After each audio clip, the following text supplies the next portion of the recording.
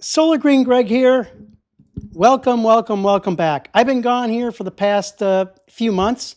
My home here in West Central Florida has had some hurricane damage, and I had to have 3 walls and a ceiling taken out. So it's been very interesting, but my whole studio is torn apart. So I hope now to get back to actually doing videos weekly. Behind me, that is the Gulf of America, or as some people just call it, Gulf of America. So today we're going to talk about, can Trump pull the plug on the solar panel tax credit? By the way, this is actually called an investment tax credit, or ITC. So that's what you'll see when you get a solar proposal. However, most of my audience is homeowners, and I was afraid if I put investment tax credit that people would not know what that means. So let's get on with it. So as we all know, Trump has been issuing executive orders left and right, and the tax credit for solar panels has come into question, and rightly so that people are asking about it. So first of all, let's ask, why? Well, Trump, executive order to freeze the Inflation Reduction Act, IRA funding.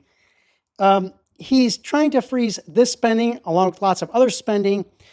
And by the way, when I say IRA funding, I'm talking about loans and grants, not the tax credit. But he's trying to freeze this funding to save money so he can help pay for extending the income tax rate cut that he implemented in his first term. Those tax rate cuts are expiring soon. So apparently he owes some billionaires some favors, and also to cater to the oil and gas industry, which reportedly has contributed $72 million to his campaign. So let's talk very briefly what's in the Inflation Reduction Act. Well, there's a solar panels tax credit, home battery backup tax credit, and wind energy tax credit. Energy efficient appliances, there's both rebates and tax credits on those. There's EV rebates, loans and grants for American manufacturing of solar, battery, wind, and clean energy equipment, such as this Qcells solar manufacturing plant in Georgia. These loans and grants create American jobs and grow the economy in these fast-growing sectors. Now let's talk about solar installed worldwide. It's shattering records. As you can see, solar's been growing consistently year over year. And in 2023, there was a 56% increase in installed solar versus 2022. Now, I'm filming this in early 2025, so we're still waiting for worldwide records to complete 2024. But the point is, it's not just America adopting solar. No, this is happening worldwide. Why? Because solar is a low-cost way to generate electricity, counter climate change, and to do it cleanly. So now let's talk about U.S. energy generation from 2023 versus 2024. As you can see, coal is down, natural gas is up a few percent, nuclear is about flat, wind is up 7.5%. But if you look at solar, solar is up 25% versus 2023. So solar is the fastest growing source of new electricity generation. So let's talk about 2025. Well, the U.S. is expected mostly to build solar and batteries this year.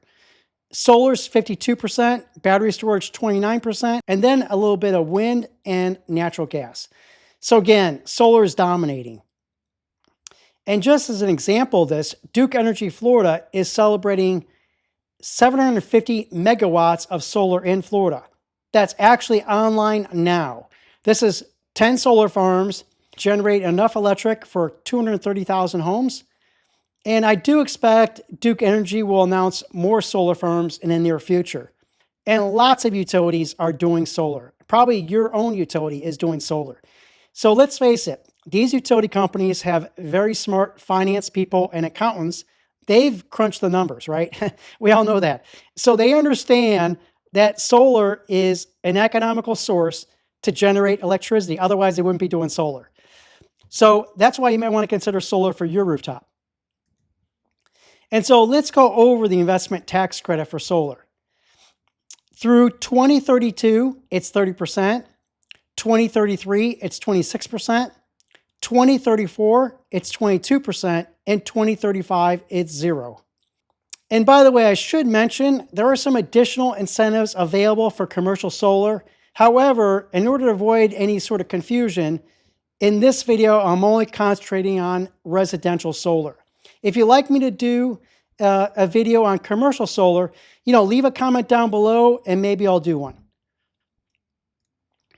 So how do you claim your solar panels tax credit? There's a residential energy credits form, 5695, and you deduct that from your tax liability when you file your income taxes. If you'd like me to do a more detailed explanation claiming the solar tax credit, again, leave a comment down below and maybe I'll consider doing a separate video on that. So let's get back to Trump. Can Trump not spend money allocated for the Inflation Reduction Act and bipartisan infrastructure law? Well, there's a 1974 law called the Impoundment Control Act. A president can pause spending briefly and ask Congress to rescind funds, but the president can just not spend money for ideological reasons. This was passed because President Nixon, pictured here, also did not like some of the programs that Congress funded. But here's the fact.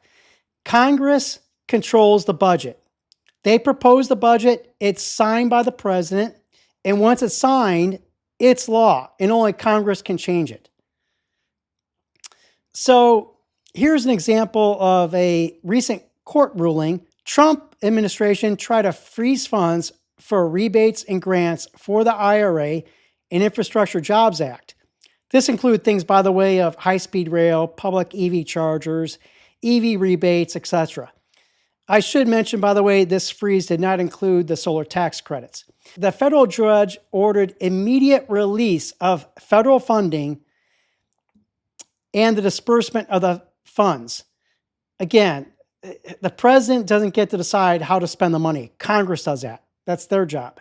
And then here's an article mentioning that the EPA has unfrozen billions in funds for climate-related projects. Now, Trump being Trump, we all know that he always tries to push the envelope, so he tried to appeal the decision. A second federal judge has ruled to block the Trump administration's spending freeze, so he lost a second time. Hey, before we continue, if you found this video helpful, hey, I'd really appreciate it if you hit that thumbs up and hit that subscribe button. When you do, this lets YouTube know that this content is valuable and shows it to more homeowners just like you. And also, when you hit that subscribe button, you can be assured that you will not miss my next video. Thank you so much. Let's continue. So could Congress repeal the Inflation Reduction Act and bipartisan infrastructure bill? Well, the bill will need to pass Congress, and right now there's 217 House Republicans and 215 Democrats.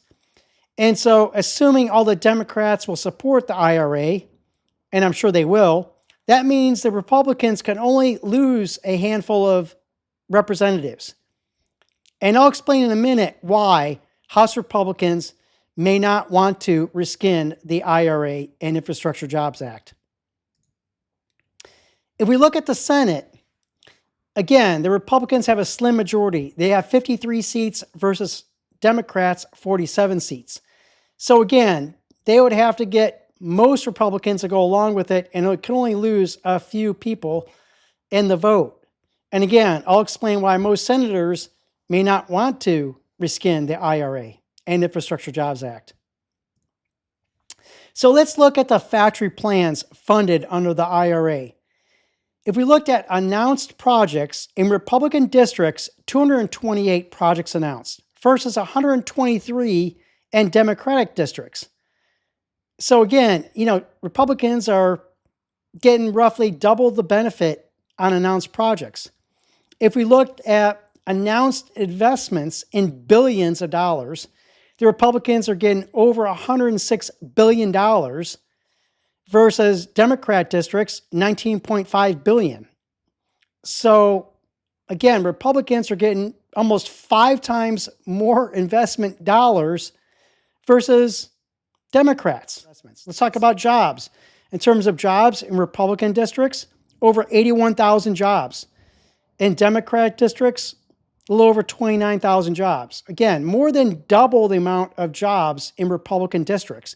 So ironically, even though the IRA was signed into law by President Joe Biden, a Democrat, the Republicans are actually benefiting more from the IRA than the Democrats are. And one of the projects I've been looking at is this Qcells solar manufacturing plant in Cartersville, Georgia. This is going to be the second plant that Qcells is building in Georgia. And they got IRA funding for a $1.45 billion loan. This plant is also in a very Republican district. And so there was a survey of companies, and they were asked, what if the IRA was repealed? 51% said decrease revenue. 50% said they would lose projects or contracts. 39% said they have to lay off employees. 27% said they'd have to rescind offers to new employees. So let me ask you something. Do you think that Republicans in these congressional districts want to see less investment, layoffs, less job offers in their districts? No. Obviously, economics is a very important issue in every congressional district, but they're not going to want to see layoffs and projects canceled in their district when they're trying to get reelected. And I should add, by the way, recently Trump has tried to freeze funds for many programs, and already in a lot of these Republican districts, constituents are attending town halls and they're getting really upset.